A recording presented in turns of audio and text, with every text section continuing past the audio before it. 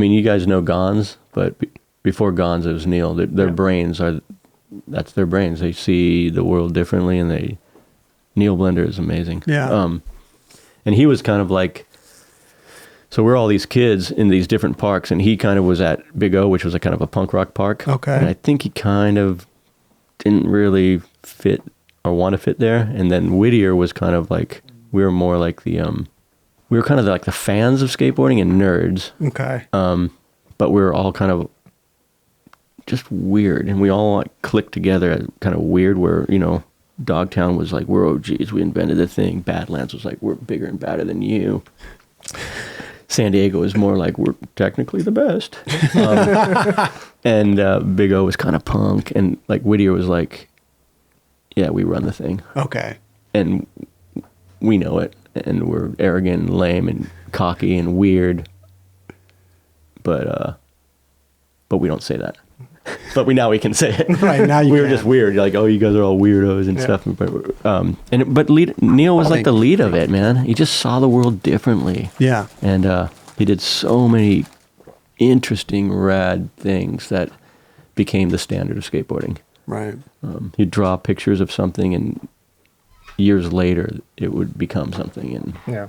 Like the everybody does the in the contest where he stops and spray paints on the wall. That drawing, everybody loves that. so you know what the Fakie everybody is? Fakie everybody. You know that trick? No. You know the Fakie good buddy? Have you heard of? I've heard of the Good Buddy. You've heard of Good Buddy? Yeah. Trick called the Good Buddy? This is No. vertical stuff. You've heard of Good Buddy. Yeah. So Good Buddy is where you go up backwards. It's I can't even explain it. It's like it's not even worth explaining to street minds because it's terrible. But it's a Fakie hand plant, and it can't really be done good, to be honest. Okay. It really can't. But Neil used to make films and Super 8s and stuff, and he'd play films, and then he'd play them backwards. And so he played inverts. And he thought, like, he would look at this stuff, and he would try to, like, think things could be done. So he wanted to go up backwards into an invert. Like, so he'd play an invert and coming down, he was like, oh, I can come up and go up into an invert. Instead of, invert. Right. Invert. He was playing it back. Oh, I can push up and go up. And he was doing stalled inverts. And so he tried it. And he found out that you can't get up there. No. But this is at a time when there's like 3 tricks to do when you're going backwards, right? So he was trying this to learn this before a contest. Okay. I'm probably making all this up, but Neil won't see it, so it's cool. He watches the show all the time. Oh, so come on the show. You got to come on the show. They want you on the show. Absolutely. It's going to be the best show ever, and you can just talk about how none of us know what we're talking about. So he was trying to get up. It was total Neil, and we knew we're in the inner circle of kind of knowing, if that makes sense. Sure. Because we're arrogant. He was trying to push up into a full invert. And he tried it a bunch one night and everything. He probably wanted to do it for this contest. Okay.